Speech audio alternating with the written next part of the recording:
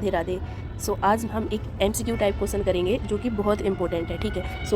ये कहता है कि a client is admitted to the hospital with a diagnose of diabetic ketoacidosis DKA, right, and intravenous infusion of regular insulin. ये regular insulin इसको समझते हैं अब ये क्या होगा, ठीक है। हैज़ बीन स्टार्टेड, ठीक है, उसको रेगुलर इंसुलिन स्टार्ट कर दिया गया है। Which of the following nursing intervention is most appropriate for this client. सीधा सीधा इसमें यही पूछा गया, बता रहा है कि डायबिटिक कीटोएसिडोसिस का एक पेशेंट हॉस्पिटल में एडमिटेड होता है तो उसको IV इन्फ्यूज़न के थ्रू रेगुलर इंसुलिन देना शुरू कर दिया गया है। अब नर्सिंग इंटरवेंशन क्या होगा, जिसमें हमें 4 ऑप्शन है, उन 4 ऑप्शन में तो क्या लिखा है उन्हीं को हमें समझना है, ठीक है। MCQ ऐसा बताऊंगी, एक MCQ बताऊंगी, ठीक है, उसका जो भी ऑप्शन होगा, मतलब जितने ऑप्शन उसमें दिए गए उस सबको डिस्क्राइब कर करके, ज़्यादा नहीं मात्र एक, लेकिन जो करेंगे उसको पूरा करेंगे, ठीक है। इसका पहला क्वेश्चन क्या, ऑप्शन क्या कह रहा है कि obtain article blood gas every 2 hours. Every 2 hours article blood gas मतलब क्या, वही ABG वाला आर्टिकल ब्लड गैस। ABG से हम क्या देखते हैं कि ABG गैस लिखा है ना, तो गैस का मतलब क्या कि वही ब्लड में O2 CO2 बाइकार्बोनेट्स को देखना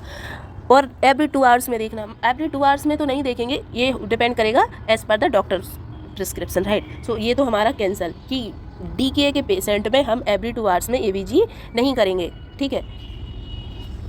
अब आता है हमारे पास दूसरा ऑप्शन, मॉनिटर ब्लड शुगर, ठीक है, लेवल एवरी 4 आवर्स। क्या DKA के पेशेंट को इन्फ्यूज़न दे दिया गया है, अब आपको उसकी ब्लड शुगर हर 4 घंटे में मॉनिटर करनी चाहिए। चलो देखते हैं ये भी होता है या नहीं। अब आता है तीसरा option, at the prescribe dose of NPH insulin to the IV infusion. अब हमारे ये C और D, इन 2 चीज़ों को समझना भी बहुत ज़रूरी है, यही थोड़ा डीप कॉन्सेप्ट लिए बैठे हैं इनमें, ठीक है। अब ये NPH इंसुलिन क्या होता है,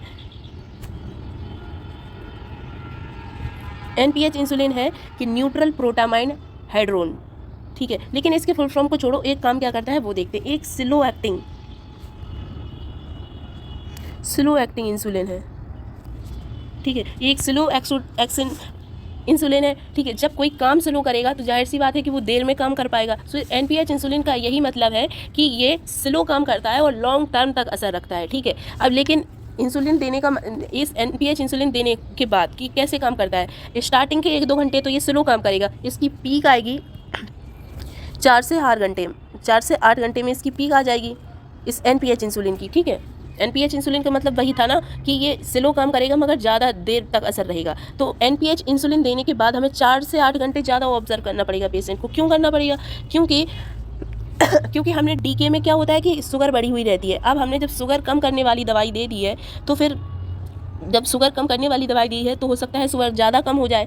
तो ज़्यादा कम कब होगी, जब इस दवाई का असर ज़्यादा होगा। दवाई का असर जब ज़्यादा होगा 4 से 8 घंटे में, तो हमें इसी टाइम पे पेशेंट को ज़्यादा ऑब्जर्वेशन में रखना पड़ेगा, ठीक है। फॉर एग्जांपल अगर हम पेशेंट को 8 बजे दवाई दे देते हैं तो फिर हमें उसका पीक कब आएगा, 12 से 4 बजे के बीच में, 4 से 8 घंटे में, तो फिर 12 से 4 बजे के बीच में हमें पेशेंट को ऑब्जर्वेशन में रखना पड़ेगा, ठीक है। उसके बाद 12 से 18 घंटे के बाद इसका असर ऑलमोस्ट ख़त्म ही हो जाएगा, ठीक है। अब NPH इंसुलिन, ठीक है, इतना हो गया। कितना होगा, eight the prescribe dose of NPH insulin. NPH insulin के बारे में हमने पढ़ लिया कि ये स्लो काम करता है मगर देर तक असर दिखाता है, ठीक है।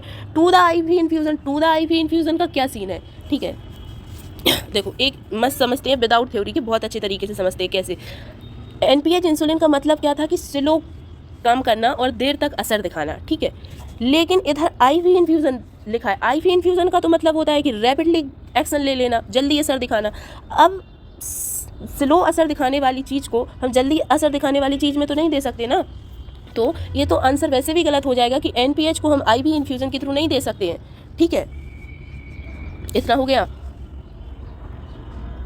अब आते हैं कि ये रेगुलर इंसुलिन क्या है। रेगुलर इंसुलिन का मतलब है कि ऐसा कौन सा इंसुलिन है जो IV के थ्रू से दिया जा सकता है, ठीक है, IV इन्फ्यूज़न के थ्रू दिया जा सकता है। फास्ट एक्शन इंसुलिन, IV का मतलब फास्ट एक्शन इंसुलिन। अब DKA में क्या होता है कि फास्ट एक्टिंग इंसुलिन मतलब कि आपकी जो इंसुलिन बॉडी में दिया गया है वो जल्दी से शुगर को बैलेंस करे। लेकिन DKA में क्या है कि पहले ही से शुगर बहुत बड़ी है तो हमने फास्ट एक्टिंग इंसुलिन लगाया जो कि फास्ट एक्ट करेगा तो शुगर जल्दी से कम कर देगा। DKA है, इसमें कीटोएसिडोसिस है तो इसमें ये कीटोन को भी कम कर देगा और एसिडिक को भी कम कर देगा, ठीक है। रेगुलर इंसुलिन का यही काम है। जब अब आता है हमारा एक चीज़ और, ठीक है, हमने इंसुलिन पेशेंट को दे दिया NPH, उसने स्लो काम दिखा दिया। अब आता है कि अब पेशेंट की शुगर बैलेंस भी तो होगी। आफ्टर बैलेंस शुगर ठीक है। अब इधर अब ठीक है, पेशेंट की शुगर बैलेंस हो गई, अब लेकिन उसे तो टाइप 1 डायबिटीज़ मेलाइटस है जिसमें इंसुलिन कम है या तो फिर इंसुलिन रेजिस्टेंस कर रही है सेल, तो फिर क्या, तो फिर उसकी दवाइयाँ चलेंगी। तो दवाइयाँ जो डायबिटिक फर्स्ट में दवाइयाँ किस कॉन्सेप्ट को देखते हुए चलती हैं, ये बहुत मोस्ट इंटरेस्टिंग चीज़ है। इसमें हमारे 2 कॉन्सेप्ट आते हैं कि ये जो डायबिटीज़ के बंदे होते हैं ये क्यों इतना इंसुलिन लेते हैं और ये किस बेसिस पे लेते हैं, इनका कॉन्सेप्ट क्या है आखिर।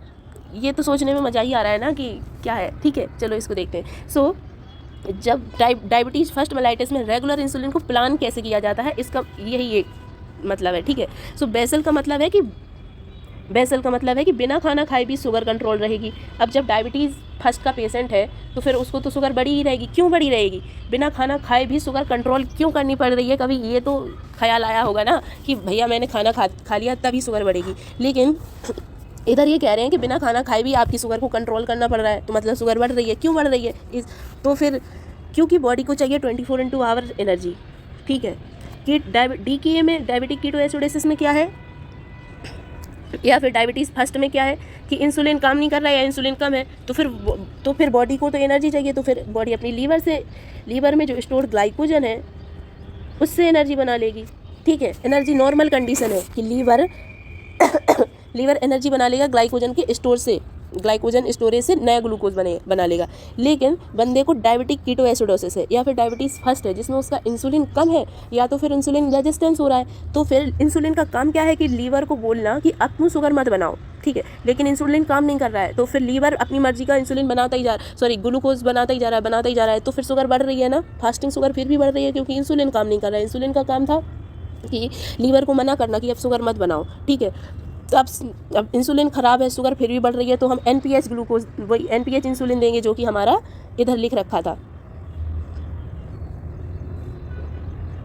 देखो ये NPH इंसुलिन लिख रखा था। ये हमें देना है कब? फास्टिंग ब्लड ग्लूकोज कंट्रोल करने के लिए। ठीक है, इतना कॉन्सेप्ट हो गया। अभी हमारा था बेसल कॉन्सेप्ट कि बिना खाना खाए भी आपकी शुगर को कंट्रोल करना पड़ता है क्योंकि लीवर शुगर बना रहा है, उसे इंसुलिन मना नहीं कर पा रहा है। अब आता है बोलस कॉन्सेप्ट।